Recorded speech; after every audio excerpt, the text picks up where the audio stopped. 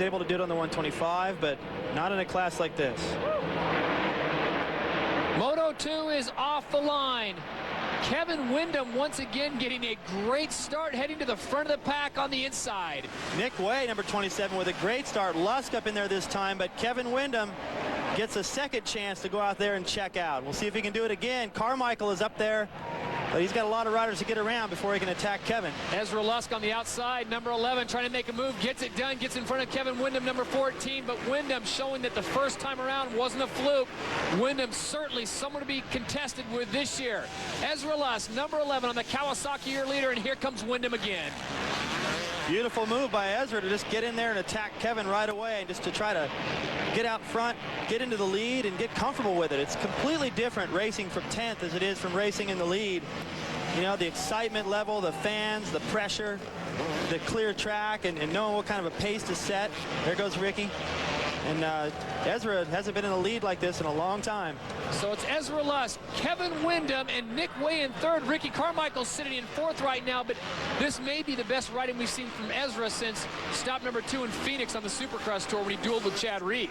Yeah, just to correct myself, yeah, he hasn't been in the lead in a long time. Well, he led that one for sure. A little mistake right there, and Kevin is right back by, but going in outdoors, Ezra's been great. Last year he had probably his best season ever, but still to get out front and lead the pack like this is a little bit new. Well, at the top of the show, we talked about questions surrounding Kevin Windham and Team Honda, and I think all questions have been answered. You take away that one mistake in Moto 1, he may be looking at a 1-1 finish today. And he did recover from that pretty good, because he had another slight fall at the top of the hill. It didn't cost him that much time, but you know, he did make some mistakes that cost him quite a bit of positions, and he was able to come in, stop straight in the front end, and get back up to 14. And now look at the lead he's already opened up. Carmichael in tow, gets around Way, but still Kevin is beginning to check out, just like Moto 1. So it's Kevin Windham, Ezra Lusk, and Ricky Carmichael, 1, 2, and 3. This is Moto number 2, the GiantRV.com U.S. Nationals from Glen, Helen Raceway in San Bernardino, California. Ricky Carmichael starting to make his move, trying to get around Ezra Lusk. Give Ezra some credit holding Ricky off, and that is a tall order in and of itself. You can see some places where they've been watering the track a little bit, and you know, that makes the riding conditions great. The only thing that kind of wrecks in the first couple of laps is your vision. You can see that Ricky is pretty covered all along his front side. Hard to see. He's got to use a lot of tear-offs, and here he comes. Carmichael on the inside, number 4. The Honda gets past number 11, Ezra Lusk, and Ezra, somewhat passive in letting Ricky get by, will slide into third place. So Carmichael, you pointed out, looks like he got a full face of roost. Now sits in second, and it's deja vu once again. Windham in first, Carmichael in second. We'll see if Windham can hold on this time. There's your running orders. We head to break. Windham, Carmichael, Lusk, and Way. San Bernardino, California, Glen Helen Raceway, the GiantRV.com U.S. Nationals, stop number 1 of the AMA Chevy Trucks U.S. Motocross Championships. Todd Harris along with the champ David Bailey and Cameron Steele. Your leader right now is Kevin Windham, but this is the battle for 4th, and look at Chad Reed get after it. I like the line, too, and then Carmichael, right when he came back from break, he would get into the berm as he headed towards us down that straightaway and then hop up out of it and move way over to his right. That's what Chad Reed did to make his pass. It sets up the block pass well, but it also, I think with all the ruts and the braking bumps, it gets you into that right-hand corner at the end a little bit faster.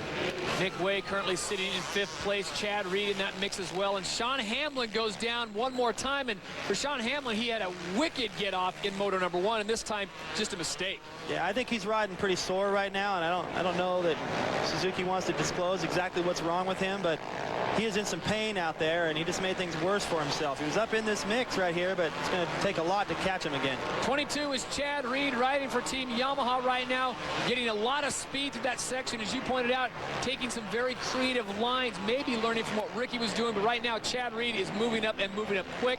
Timmy Ferry sits in 6th place right now. You know, as we take a look at Kevin on the 4-stroke, starting to get caught a little bit by Carmichael. Nick Way doing a heck of a job on the 4-stroke, switching from the 250 to the big 450 for outdoors. Got a good start this time, and he's getting used to the pace and what it's like to run up in there with guys like Carmichael and Lusk and Ferry and Chad. And all that's going to do is boost his confidence. So if this happens again and he gets a good start, he may be able to ride even more relaxed and hold him off. maybe even get up in the top 3 in the outdoors. Yamaha currently running 4, 5, and 6 with Chad Reed, number 22. There's Nick Way, number 27, and Tim Ferry, number 15, making his way up and around. Back in front, though, it's Kevin Windham, your leader. He led for most part of Moto number 1 until a brutal crash coming across a tabletop. He just miscalculated or something, went right into the tires. Yeah, just a little bit offline. And that's going to be tougher this moto because they're going into the sun. Every time they go up Mount St. Helens, Showy Hill, and into some of these, you see the shadow right there. That's really tough to see your line, and if you don't get that line dialed in just right, you can't clear that step up, which slows your pace all the way up that hill. Watch Ricky's line. See, he hops up out of there. He misses those few bumps. He's able to be a little bit more aggressive coming down into the corner. He doesn't give up anything in the corner, so that line's really paying off for him. And Kevin can feel the pressure now. Kevin Windham feeling the pressure of his teammate Ricky Carmichael, both men riding for Honda. Number 14 is Windham. Number 4 is Ricky Carmichael, the defending champion, trying to keep his streak alive, a streak which was basically started after the last time Kevin Windham beat him. Yep, Kevin's the one guy that everyone knows could beat him, and you know, this is probably the most impressive comeback in motocross that I've ever seen. You know, because he was a question mark when he broke his leg last year in Atlanta, and he sat out for a long time, and he kept it a secret what it was he was going to do or not do, and finally to just come back. Our first look at him is he's running with Carmichael. That just doesn't happen outdoors. Last year, no one even got close for 24 motos. Kevin Windham is so incredibly fast, and you put him on that 4-stroke, and you think, well, Ricky Carmichael will get him eventually, but he is doing a masterful job on a track, as Ricky said in his own words, it is just going to get worse. It will get worse, and the glare will get worse, but you know what? Both these guys like really demanding technical tracks. The more ruts and stuff like that to develop, the better it is for Kevin Windham. He just floats through all of it with ease, and Carmichael likes it because everyone gets tired and he doesn't, you know. And when we look at these guys, we can kind of call them teammates, but on one hand, but on the other hand, it's, you know, Ricky is full factory Honda, factory semi, along with Fonseca and Nathan Ramsey. But for Kevin, although it's a full factory bike, he's under the factory connection umbrella, I should say. And even though these guys could be teammates a lot of times, they have their own buses. They don't see much of each other anyway. So it's every man for himself right now. They're both riding red, but there are no team orders right now. Ricky Carmichael trying to keep that streak alive. Kevin Windham trying to break it up. Number 14, Kevin Windham is your leader. Number 4, Ricky Carmichael right behind him. You can see that Kevin's able to cut that corner a lot tighter. Oh, he loses a little mistake right there, and Ricky's put a lot of pressure on him, but he was able to cut that corner a lot tighter because he has more power to get over that step up. So Carmichael looks for a spot to pounce. Kevin Windham tries to hold him off for a few more laps. Ricky really coming on hard, and Kevin Windham searching for an answer to hold the youngster off. Well, you know what I'm thinking as they approach that section where the line that I talked about Ricky's been using, he's trying to stay close enough to Kevin. He sized him up the last time. If he's close enough, oh, beautiful. Well, he doesn't have to wait till the next straightaway to make the pass. He was able to jump over the top of that timing section and caught Kevin by surprise. Ricky Carmichael slides to the inside. He gets the job done. He gets past Kevin Windham, so it's 1 and 2. Carmichael leads. Kevin Windham now sits in second. Now I wonder if Kevin's just going, all right, I haven't ridden with Ricky in a while in a race situation. Let me just check him out. I don't know if he's doing a little cat and mouse thing here or if he just doesn't quite have enough for Ricky. We'll find out another lap or two. If Ricky can check out, then that answers that. Well, there are definitely sections out here where his setup, speaking of Kevin Windham's bike, favors Ricky, but it doesn't look like right now Ricky has anything to do with that. As we look at the battle for third right now, it's Chad Reed and Ezra Lusk. Lusk, number 11 on the left side of your screen. Chad Reed on the inside, number 22. On board the Yamaha as we go back to our leaders. Ricky Carmichael starting to open up a little bit of a gap on number 14, Kevin Windham. Good look at the gap back to third. Chad Reed having a tough time in those early laps. The starts weren't that bad, but he wasn't as impressive in the opening laps as Carmichael. And I think Windham really set that up for Ricky and let him know he better get busy in those early laps or he could kiss the race goodbye. As we take a look at our running order, it's Carmichael, Windham, Reed, and Lusk. Back to Glen Helen for the conclusion after this. Raceway for the GiantRV.com U.S. National, stop number 1. This is Moto number 2. Ricky Carmichael continues to lead as we go back to 6th place, and Greg Albertine. What a ride for Greg.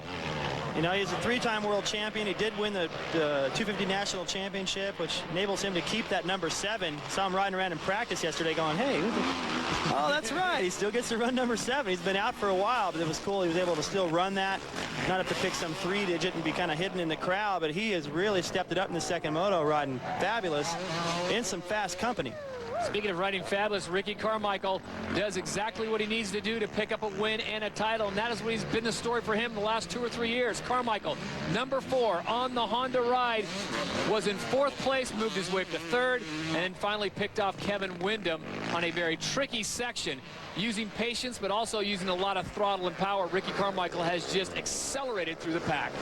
You know what I'm finding about Ricky that I'm really impressed with this season is, well, he's changed a couple things. First of all, his handlebars are a little bit more forward and they're up a little bit higher. His seat is a little bit taller, anticipating next year's Supercross season from the people I talked to over at Honda. And he's picking better lines out on the racetrack. Usually he just pins it, and wherever he ends up is where he ends up, and it's fast, he wins, and that's all that matters. But now he's able to go fast and really pick some lines. I think in a few places on the racetrack, his lines are the only difference between he and Kevin Windham. Mike LaRocco and John Dowd having a battle right now. John Dowd sitting in 9th, LaRocco right in front of him, number 5, sitting in 8th place. They got together again in Moto number 1. Almost the same result for both these men. So Mike LaRocco, another one of those riders coming off a disappointing Supercross season with injury, as we go back to Kevin Windham, who sits in 2nd place. But I think the story of the weekend, not only Ricky Carmichael's domination of winning again and keeping the streak alive as we look at the final lap, but the surprise of Kevin Windham coming out and really putting on a show. But today it belongs once again to number 4, Ricky Carmichael, who comes out, gets the victory in Moto number 1, and he's going to make it a win in Moto number 2. Well, so here we go again. The streak is alive, 2 more motos, and I think what we've seen is that Kevin Windham can run with him. Right. And Chad Reed with some starts can run with him. He was matching his pace, but still, it's going to take a great day and a little bit of luck to stop this kid. Well, Ricky Carmichael back on the trail again. As we pointed out at the top of the show, he lost 6 straight main events to Chad Reed in the Supercross finale. Not something that sets well with Ricky Carmichael, but he is back on his winning ways, winning Moto 1, and now picking up the victory here. Moto number 2 at Glen, Helen. Your winner, Ricky Carmichael.